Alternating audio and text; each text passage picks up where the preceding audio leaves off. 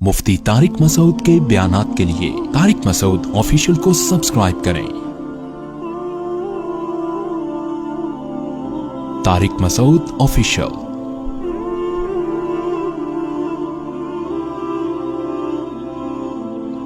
हमारे एक जानने वाले डॉक्टर हैं, वो कहते हैं मैंने सुना था कि नाफरमान की रूह बहुत मुश्किल से निकलती है और जो नेक लोग होते हैं उनकी रूह आसानी से निकलती है। तो मैं तो जब गया यूरोप में तो मैंने बहुत से गोरों को बड़े आराम से मरते हुए देखा और बहुत से नेक लोगों को बड़ी मुश्किल से मरते हुए देखा। तो ये क्या है? तो कह रहे मुझे तो इस्लाम के बारे में इश्कालात शुरू हो गए। मैंने कहा आपने जिनसे ये तकरीर सुनी है ना कि नेक लोग की रूह आराम से निकलती है, बुरों की मुश्किल से निकलती है, उन्होंने आधी बात बताई है, पूरी नहीं बताई। मैंने कहा ये तो सहाबा के दौर में, मैंने कहा अगर आप हदीसें पढ़ लेते, एक आयत से कभी थोड़ी मसला हल होता है। आप किसी की एक बात ले रहे हैं, दूसरे मौके पे जो उसने तशरीह की है वो आप नहीं ले रहे। मैंने कहा माज़ अल्लाह, अगर किसी की कोई मौत की किसी को बहुत तकलीफ हो रही है, ये उस माज़ अल्लाह उसके बुरे होने की अलामत है, तो ये तो फिर कुफ्र है। अहादीस में आता है कि आप सल्लल्लाहु अलैहि वसल्लम को मौत की तकलीफ दूसरों से ज्यादा हुई है। आप सल्लल्लाहु अलैहि वसल्लम फरमाया ऊअकु कमा यूअकु रजुलानि मिनकुम, मुझे बुखार में इतनी तकलीफ होती है जितनी तुम में से दो आदमियों को होती है। आप पर जब बीमारी आती थी ना, आपको तकलीफ दूसरों से ज्यादा होती थी। और अम्मी आयशा रजी अल्लाह ताला अन्हा फरमाती हैं कि नबी सल्लल्लाहु अलैहि वसल्लम का सर मुबारक मेरी गोद में था जब आपकी रूह निकली है। और आपकी जो मैंने मौत की तकलीफ देखी है, जिस शिद्दत में आप जिस तकलीफ में थे, उसके बाद मुझे किसी की मौत की जो आसानी से कोई दुनिया से गया हो ना, उसके मरने पर मुझे कभी रश्क नहीं आया। रश्क का क्या मतलब कि भाई ये इतनी आसानी से चला गया तो इसका मतलब ये ज्यादा अच्छा था, और माज़ अल्लाह आप सल्लल्लाहु अलैहि वसल्लम के अमाल कम थे, तो ये तो मुमकिन नहीं है ना। कहते हैं मुझे कभी किसी पे रश नहीं आया कि आराम से मर गया तो बहुत नेक होगा। ठीक है ना, बहुत मुश्किल है समझाना। अम्मी आयशा फरमाती हैं कि यानी अम्मी आयशा की हदीस का मफहूम बयान कर रहा हूं कि नबी सल्लल्लाहु अलैहि वसल्लम की मौत के वक्त जो तकलीफ की हालत थी, उसको जब से मैंने देखा है, तो अम्मी आयशा की बात का खुलासा ये है कि अब अगर मैं किसी को देखती हूँ ना कि आराम से रूह निकल रही है, नहीं आराम से मर रहा है, दुनिया से जा रहा है, तो मुझे इस पर रश नहीं आता क्योंकि बहुत नेक होगा। क्या मतलब? इसका नेक अमल से ताल्लुक बोलते क्यों नहीं है। लेकिन हमारे यहां सारा मदार किस पर है? मरने के बाद शक्ल कैसी है उसकी? आड़ा तिरछा हो गया तो जहन्नम में जा रहा है, इसका मतलब। और अगर मरा हुआ है, दांत खुले में, ऐसा लग रहा है मुस्कुरा रहा है, तो सीधा कहां जा रहा है? ओ भाई, अगर खुदा न ख्वास्ता कोई लकवे का मरीज था, कोई फालिज का मरीज था, वो तो मरेगा तो उसका तो बेचारे का होगा, थोड़ा सा चेहरा भी टेढ़ा हो सकता है, कुछ भी हो सकता है, नेक लोगों का भी हो सकता है। तो मदार किस पर है? आमाल पर। और नेक लोगों को बाज दफा मौत के वक्त डबल तकलीफ दी जाती है। एक तो इसलिए दी जाती है, या तो इसलिए कि कोई गुनाह इनका बाकी रह गया होता है। अल्लाह क्या कहते हैं, भाई कब्र में जाने से पहले इसको हमारे पास धुला के लेके आओ, साफ सुथरा हो के। अब हमारे पास आ रहा है तो अब हम नहीं चाहते कि इसके गुनाहों की गठरी हो, इसको पाक साफ करके ले। मैंने बड़े बड़े बुजुर्ग देखे जिनको आखिरी वक्त में बहुत मुसीबत में गुजरी उनकी, यानी जिंदगी के आखिरी अय्याम, बेटियों की टेंशन, किसी बेटी को तलाक हो गई, वो घर आ गई, कोई और मसला हो गया, तो बड़ी टेंशन में आखिरी वक्त। लेकिन वो जबान से क्या कहते थे? शुक्र, कि यार शायद अल्लाह ताला हमारे गुनाहों को माफ करना चाहता। औलाद की हदीस में आता है कि इंसान को उसकी घरवाली की तरफ से, उसकी औलाद की तरफ से, उसके जिस्म की तरफ से तकलीफें पहुंचती रहती हैं और उसके गुनाह माफ होते रहते हैं। हत्ता लकी अल्लाह ताहिरन मुतहरा, जब अल्लाह के पास आता है नीट क्लीन, बिल्कुल गुनाहों से पाक साफ हो गया। लेकिन ये तकलीफ वो होती है जिसमें सब्र की तौफीक भी मिलती है, क्योंकि अल्लाह दे रहा है ना तकलीफ, और अल्लाह सजा के तौर पे नहीं बल्कि कफारे के तौर पे, ताकि हमारे पास आए तो साफ सुथरा हो गए। तो इस तकलीफ में फिर सब्र की तौफीक, इसलिए उलमा कहते हैं जिस तकलीफ में सब्र की तौफीक मिल रही है, समझ लो ये रहमत है। ये क्या है? रहमत। ये अल्लाह आपको बनाना चाह रहा है कुछ। अब लोग कहते हैं ये वाली तकलीफ क्यों, वो वाली क्यों नहीं आई, ये तो बहुत ज्यादा हो गई। تو بھائی اللہ سے کوئی نہیں لڑ سکتا, وہ جو دے رہا ہے وہ اس پہ صبر کرو. اسی کو کہتے ہیں تقدیر پر رضا, جو اللہ نے مقدر کیا ہے بس ہم اس پہ کیا ہیں, کوشش کریں گے, اللہ سے عافیت مانگیں, اے اللہ ہمیں تکلیفیں نہیں چاہیے, ہم تو ویسے ہی کمزور ہیں, ایسا نہ ہو تکلیف میں اور ہی نافرمانی پہ نہ آ جائیں, ہمیں تو خوشیوں بھری زندگی چاہیے, اور اللہ ان خوشیوں میں شکر کی توفیق دے کے گناہ معاف کر دے, ٹھیک ہے نا. جیسے لوگ حکیم کے پاس جاتے ہیں, حکیم صاحب کے پاس 2 طریقے ہوتے ہیں علاج کے. ایک طریقہ تو یہ کہ بھائی یہ کڑوی گولی ہے, 2-3 کھاؤ گے فٹ فاٹ ہو جاؤ گے, اس میں یہ بھی پرہیز, یہ بھی پرہیز, یہ بھی پرہیز. اور ایک طریقہ ہوتا ہے بھائی دودھ جلیبی کھاؤ, علاج لمبا ہو جائے گا, لیکن وہ دوا میں کیا ہے, دودھ جلیبی. تو آپ کہتے ہو بھائی یہ دودھ جلیبی والا مجھے دے دو, ٹھیک ہے لمبا علاج کروا لوں گا, فائدہ دیر سے ہوگا, لیکن میں یہ کریلے کا جوس نہیں پی سکتا. تو ہم نالائق لوگ ہیں, شکر سے بھی انسان کے ترقی ہوتی ہے, تو اللہ سے یہ مانگنا چاہیے اللہ ہمیں نعمتیں دے, تکلیفوں سے بچا, اور شکر کی توفیق دے تاکہ ہمارے درجات بلند ہو. تو شکر کے بھی تو بڑے فضائل ہیں نا. تو مانگنے تو کیونکہ عبدیت اور غلامی کا تقاضا یہ ہے کہ اللہ سے عافیت مانگی جائے, لیکن اللہ تکلیف دے دے تو اس پہ صبر. تو ہمارے نبی صلی اللہ علیہ وسلم کو ہاں یا تو اس لیے تکلیف ہوتی ہے گناہ معاف, یا اس لیے کہ درجات بلند. اللہ چاہتا ہے کہ بھئی یہ دنیا آزمائش کی جگہ ہے, جب آخرت میں آنا تو اتنا تجھے نوازوں. تو ہمارے نبی صلی اللہ علیہ وسلم جنت میں آخرت میں سب سے اعلیٰ مقام کس کا ہوگا, سید الانبیاء محمد صلی اللہ علیہ وسلم, حضرت آدم سے بھی زیادہ, نوح علیہ السلام سے بھی زیادہ. تو اللہ نے فرمایا کہ آپ کو پروٹوکول دینے کے لیے آخری جو اب آپ کا آخرت کا سفر ہے نا, اس میں مادی تکلیف آپ کو دوسروں سے زیادہ دی جائے گی. یہی وجہ ہے کہ حضرت فاطمہ رضی اللہ تعالی عنہا, آپ کی چہیتی بیٹی, جب انہوں نے آپ صلی اللہ علیہ وسلم کی اس تکلیف کو دیکھا نا, جو موت کے وقت تکلیف تھی اور جو بخار کی شدت تھی, واہ کرب ابتا, فرماتی تھی ہائے میرے والد کا کرب. بہت زیادہ غمزدہ ہو گئی ان کو دیکھ کر کس قدر تکلیف میں ہے. تو آپ صلی اللہ علیہ وسلم نے فرمایا لا کرب علی ابیک بعد الیوم. کیسے تسلی کے جملے. اپنی بیٹی سے فرمایا ہے فاطمہ تیرے باپ پر آج کے بعد کوئی تکلیف, بولو لا کرب علی ابیک بعد الیوم. اس میں بھی آپ صبر کا پہلو تلاش کر رہے ہیں, شکر کا, بس یہ اللہ کی طرف سے آخری ہے. آج کے بعد اے میری بیٹی تیرے باپ پر کوئی تکلیف نہیں. اپنی بیٹی کو بھی تسلی دے رہے ہیں کہ غم ہلکا کر, بس یہ اللہ کی طرف سے آخری ہے, آج کے بعد کوئی تکلیف نہیں ہوگی.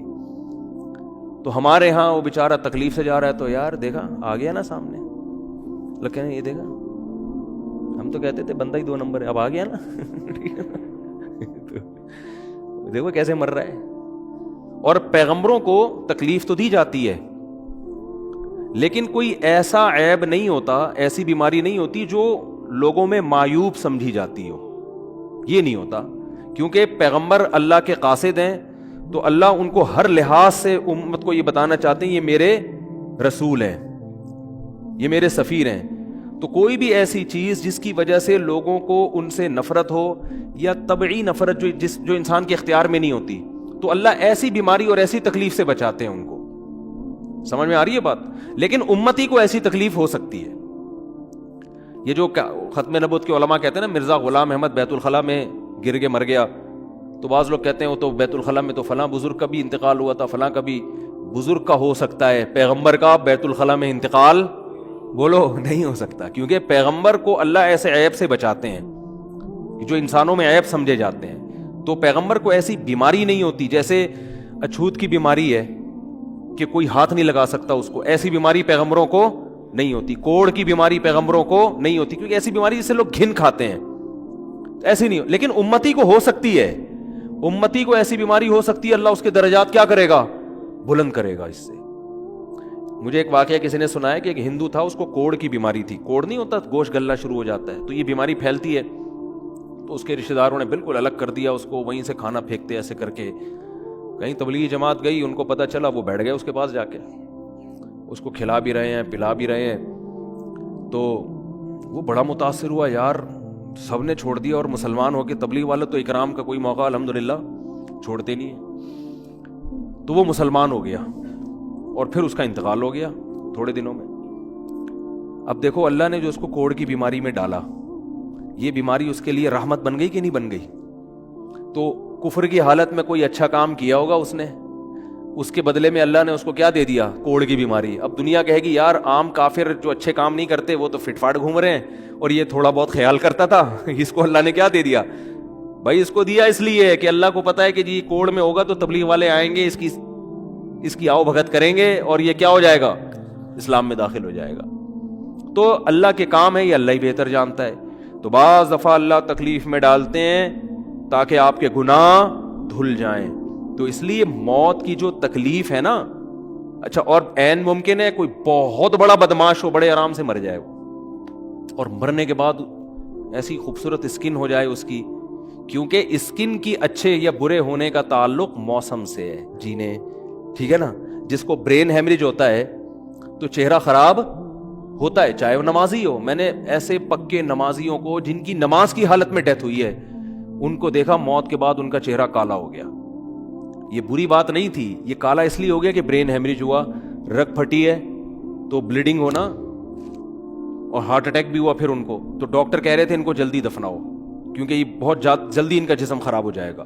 حالانکہ پھر میں نے خواب میں ان کو جنت میں بھی دیکھا. صحیح ہے نا.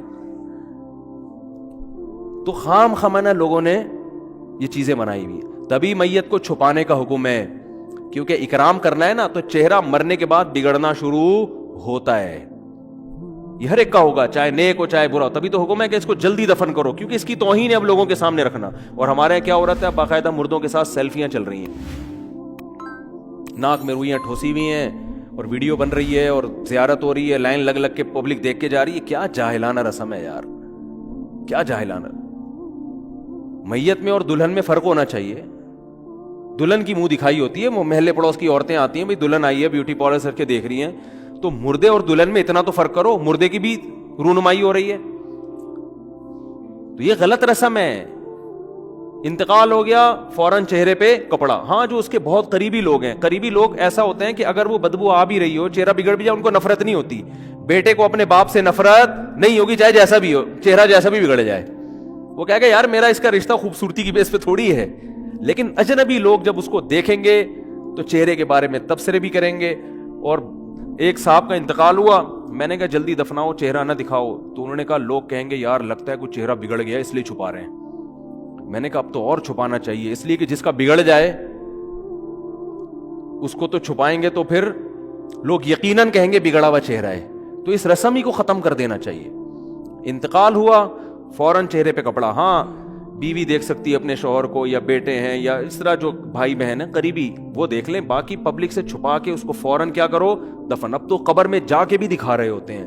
یہ اجمیوں کی گندی رسم ہے, بری رسم ہے. گندی کا لفظ میں نے تھوڑا سا زیادہ سخت استعمال کیا, لیکن مجھے اس سے زیادہ ہلکا لگ نہیں رہا کوئی لفظ.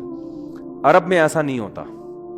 سعودی عرب میں جو ہے نا, عرب لوگ بہت سی چیزوں میں ابھی بھی اسلام کے بہت قریب ہیں, بڑے خاندان. ہم لوگ چونکہ ہندوؤں کے ساتھ زیادہ رہے ہیں نا انڈیا میں, تو بہت سی چیزیں ہم نے وہاں سے کیا لی ہیں جو مذہبی لوگوں میں بھی آئی ہیں.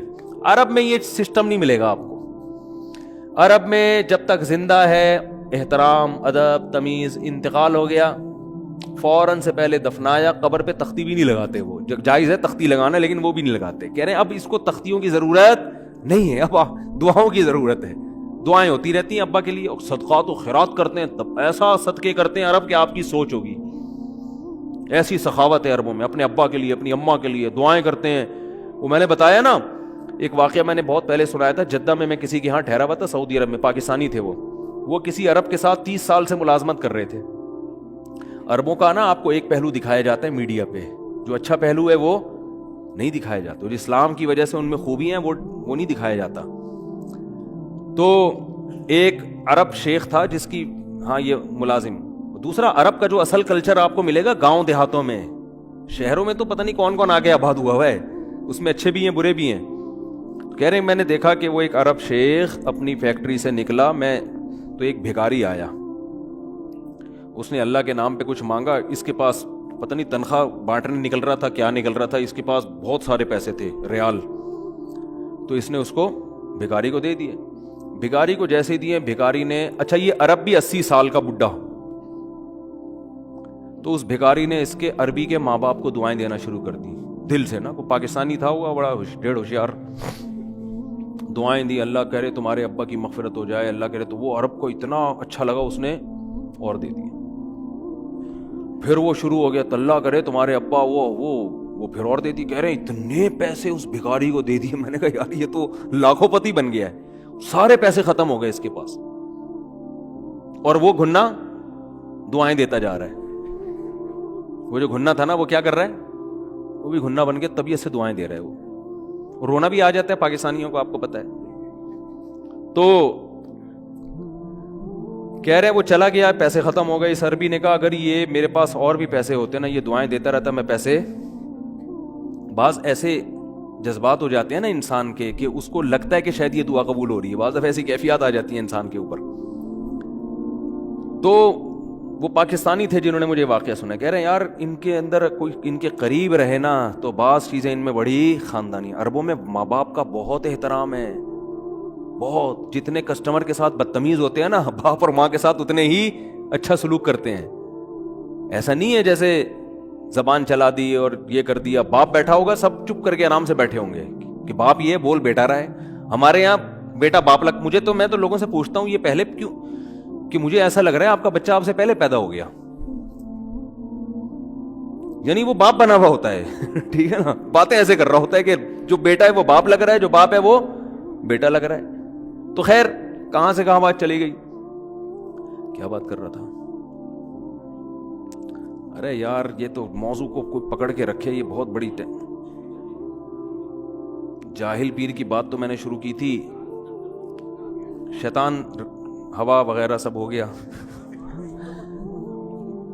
ہاں یہ بات چل رہی تھی کہ موت کی تکلیف اگر کسی کو ہوتی ہے, میں یہ بتا رہا تھا کہ اسلام کی باتیں اللاجیکل بات اسلام نہیں کرتا.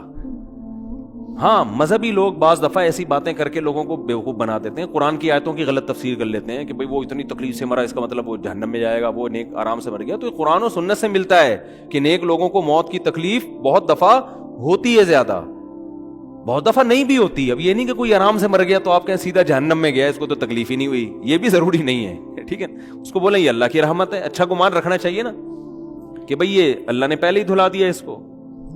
تو یہ جو موت کی تکلیف جس کو قرآن میں آتا ہے نا کہ برے لوگوں کو موت کی تکلیف ہوتی ہے, وہ روح نکلنے کی ہے.